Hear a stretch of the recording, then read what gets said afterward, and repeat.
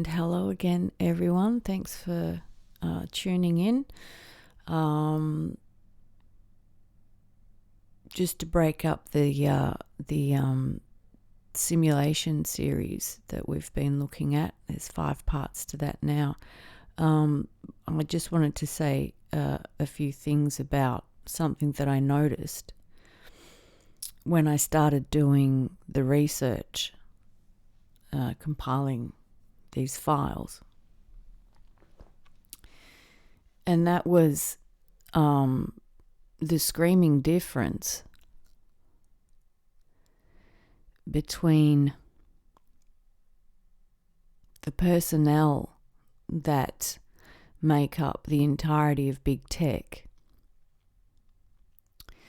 and rock stars, pop stars, talented songwriters and musicians, and A-list actors. Now, on the one hand, we've got cultural leaders in the arts, for better or worse, as humans, dedicating their lives to a specialised skill. And for many of them, it's more than one specialised skill. And it's an incredibly demanding job.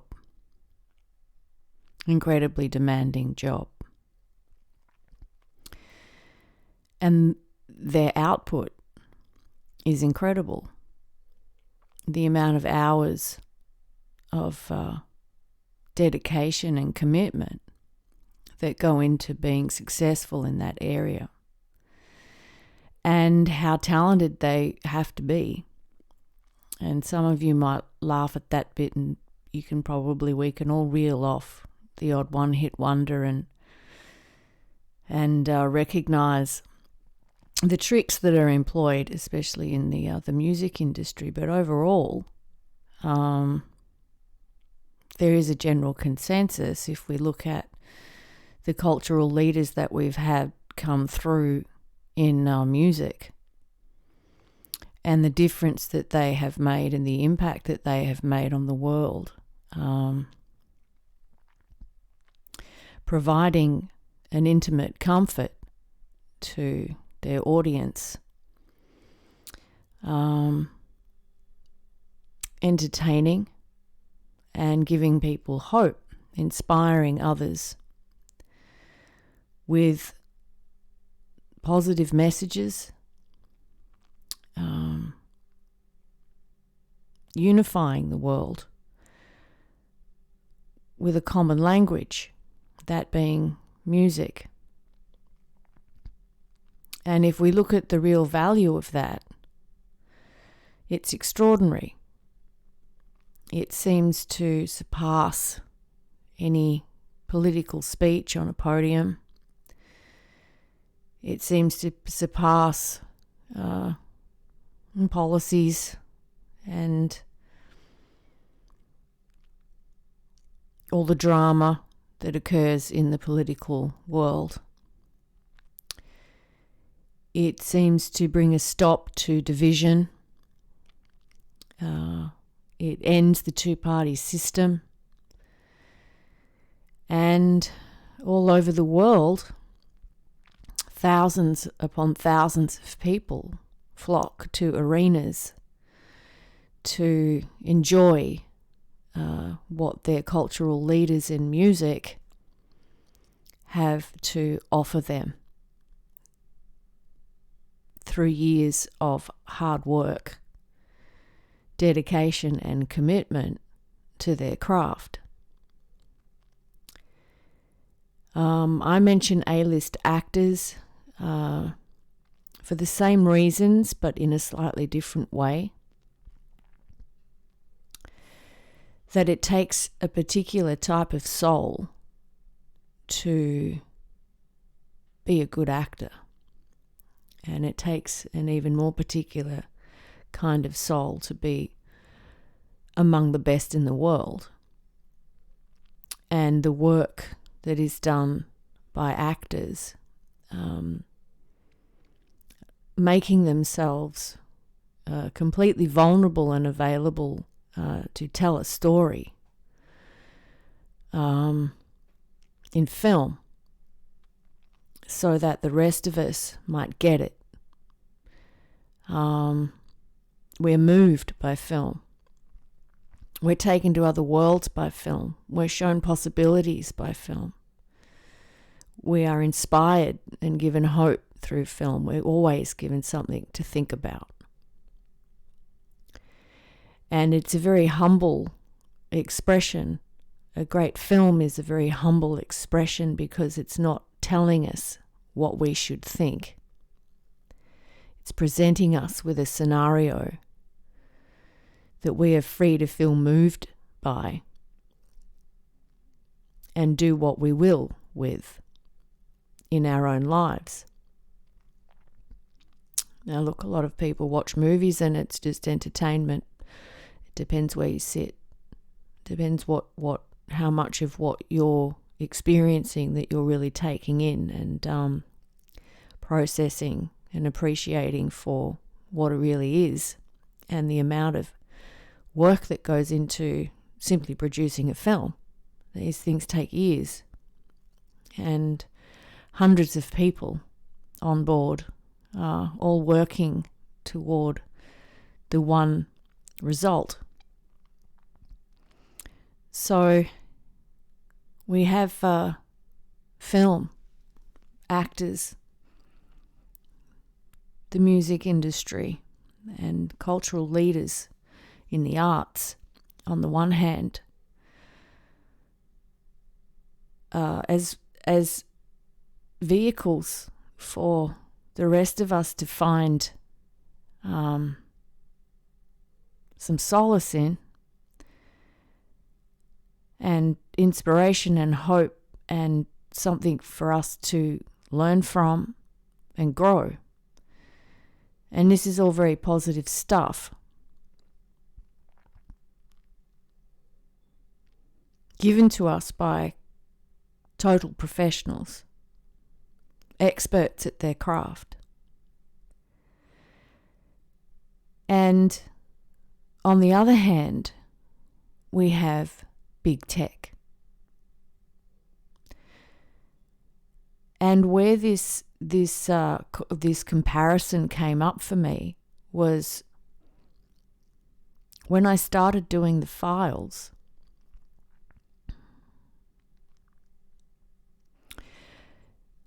Some of them are about celebrity deaths. And when I had gained enough knowledge about the systems in place that are constantly influencing and affecting the decisions that people make, I became angry that lives were being lost. The lives of incredibly talented people with a lot left to give at the hands of technology.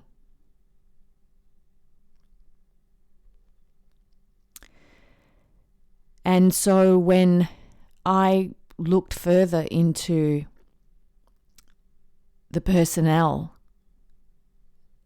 working in what we sort of call, under the umbrella of big tech, I was looking at the CEOs of big companies, social media CEOs, and data miners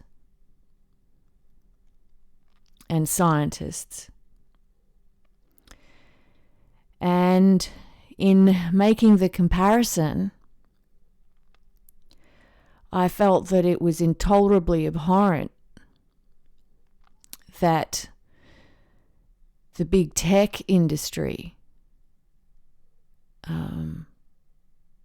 seemed to have misunderstood something here. That over the years in recent times, they have elevated themselves to rock star status. And yet they don't have a talented bone in their body. They have not applied nearly 10% as much of themselves to their the profession as our cultural and very talented leaders in the arts. They have not offered humanity a single positive message or told a single positive story simply through the existence of their profession. They devise code, new algorithms, new ways to make new machines work, and they supply this technology to we the people. And by the way, we the people includes our very talented cultural leaders.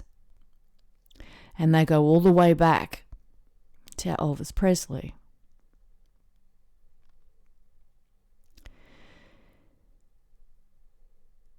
People who revolutionized the one-ofs. There'll never be another. And there's only a very small handful of the ones that there'll never be another of, but they existed and they lived and they gave. But on the other hand, we have big tech without anything of that nature to offer. And yet they have elevated themselves to the position of rock star status. Now, I understand that within bubbles, within cliques, within industries, there are always stars. If I want to be a baker, and I go to baking school, and then I want to be the best baker in the world, well, I'm going to end up being the star of the baking world. And I understand that in network science and through the universities and computer science and the crafting of algorithms and big tech and engineering and coding and all the rest of it, that they have their stars. But I think they've gotten a little bit ahead of themselves to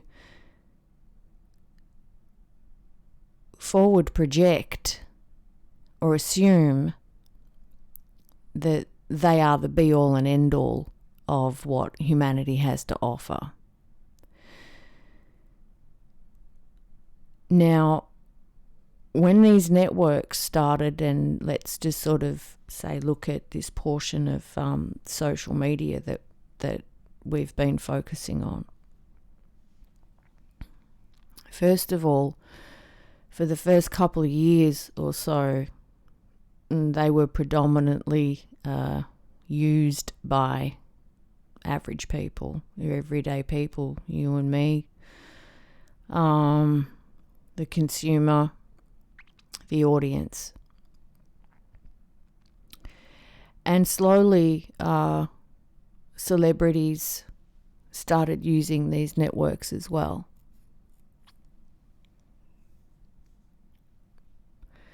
And the networks were very happy about that. And the amount of people coming to these networks and joining these networks increased because of the draw cards that had showed up. Hey, Russell Crowe's on Twitter. Come and talk to him if you want. etc.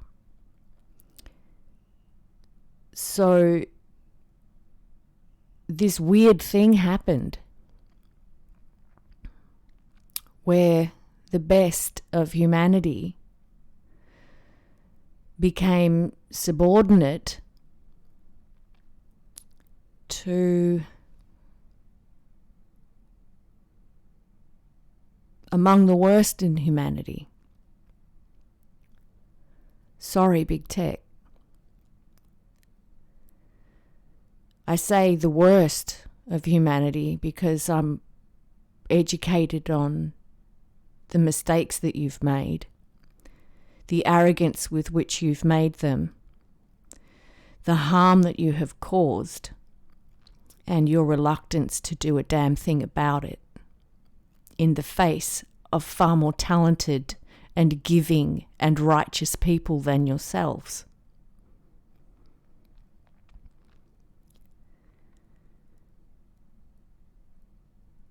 So here we are in 2021,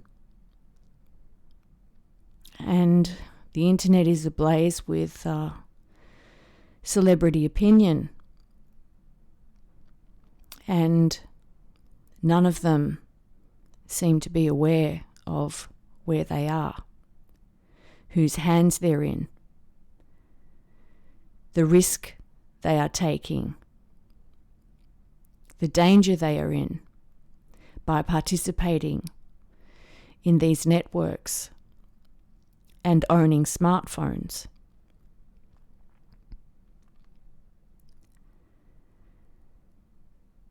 And the irony that an A-list actor who would be paid a lot of money to appear or speak somewhere, if asked, if they're not promoting a film, or to even perform their job, they get paid a lot of money. These people are worth a lot of money.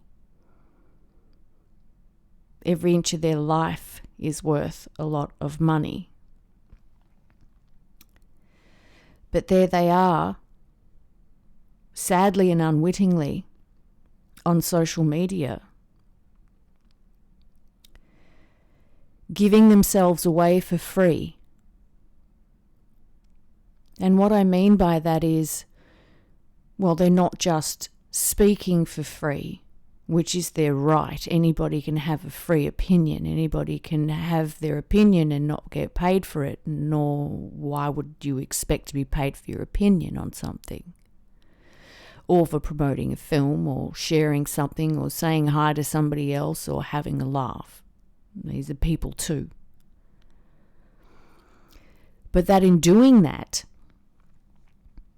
other people are making a lot of money from their content, and they are not receiving their cut.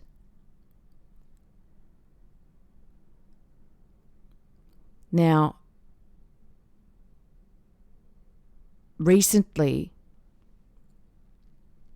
mass media, news media companies demanded payment for their content. I don't think that it was because they became aware or that they were motivated by the fact that other people were making money off their content, like data miners and marketers and advertisers. I think it was because they became aware that they were engaging in a new form of publication. And because people are getting their news from Facebook and the other networks, the news media have realized that they are providing a newspaper for people every day. They are providing a television show for people every day. But they're not getting paid for it. I think Mark Zuckerberg blocked a bunch of them for demanding it. Please correct me if I'm wrong. I only heard that account from somebody else, and then unblocked them, and, you know, as Mark does, as the incredibly talented and giving and world-changing Mark Zuckerberg does. He has released 20 albums in his lifetime. He has starred in blockbuster films that broke box office records all over the world because he moved people with his performance. He has written a catalogue of songs bigger and greater than the Beatles.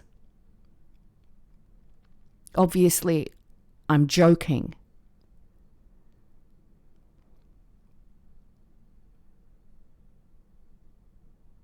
I really wish I wasn't.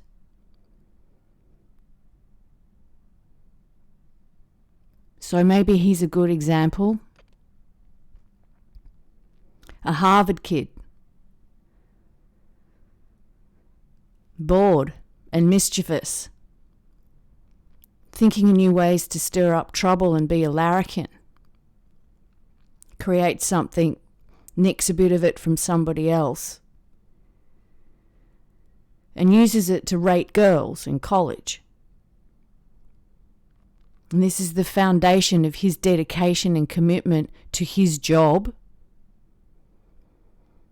We're better people who are now on his network, being exploited by him, found that when they dedicated themselves to their job and their work, that it was for a positive reason, that it was based on talent, that it was based on creative expression, that it was based on sharing and giving and living. And there wasn't a screen in sight until they were on it. So I just wanted to point that out. How big tech have elevated themselves unduly as superior to far better people than them.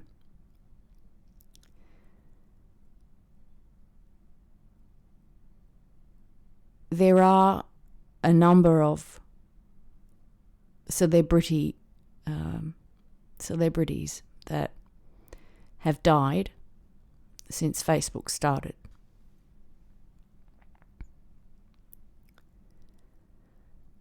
And unfortunately, I've been able to trace their cause of death through the research that I've done. And I'll get into that in another podcast when I'm ready to talk about it. But to me personally, it's an unacceptable situation. And I know that there's a view out there that celebrities on social media can be annoying. They can give opinions on things that we don't really want to hear their opinion on. And sadly, a lot of them have become as swept up in social media as the rest of us. This also angers me because they have been ensnared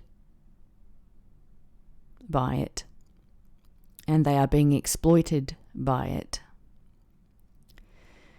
And whether they live privileged lives or not is not really the issue when we're talking about where big tech has positioned themselves in our lives. As governors, as exploiters, as lawbreakers, as endangerment networks,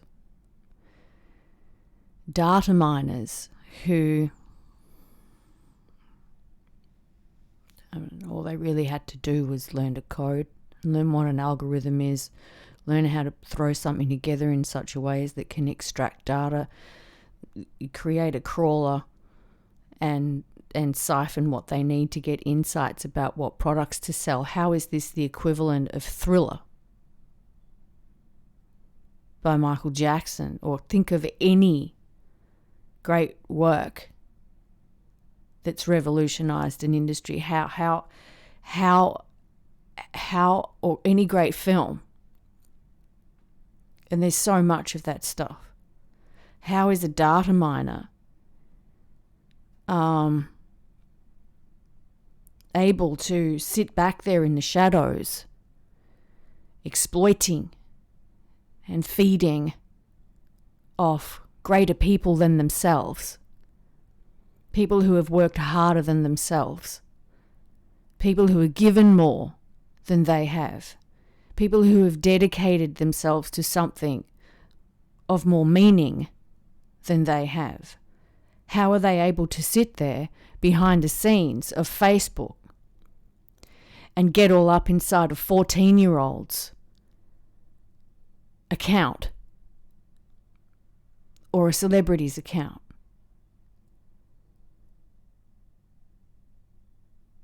And feel good about what they do, or proud enough to elevate themselves to the same level as rock stars in their own industry?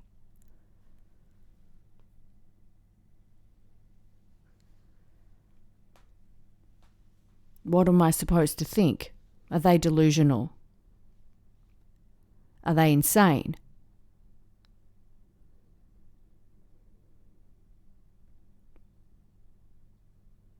Are they just wannabes?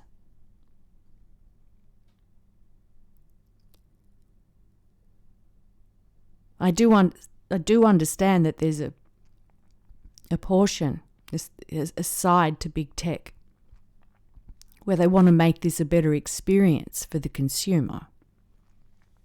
Consumer.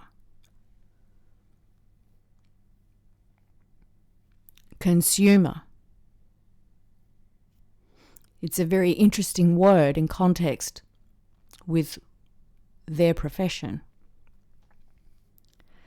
Because the internet is not just about consuming. It's not just about buying. It's not just about eyeballs on ads. Especially when we have real-time communication going on. Especially when we have the opportunity to learn right in front of us. Especially when all the information that's ever existed anywhere on the planet ever is all online and we can all access it and learn something from it. Especially when the internet can be used as a tool for education, the access to information. Big tech call us the consumer, their consumer base. And we bring value to their company, but we don't get paid.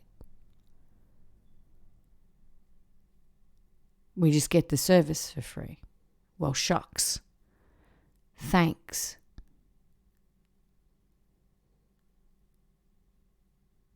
Are we there yet?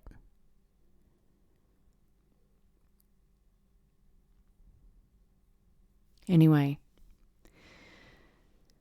I just wanted to bring that up. The screaming difference between people of worth and people who have elevated themselves to the position of being people of worth, but are yet to have earned it. I'll be back again soon. Thanks for listening. And I will continue the What is the Simulation series very soon. Thanks for tuning in.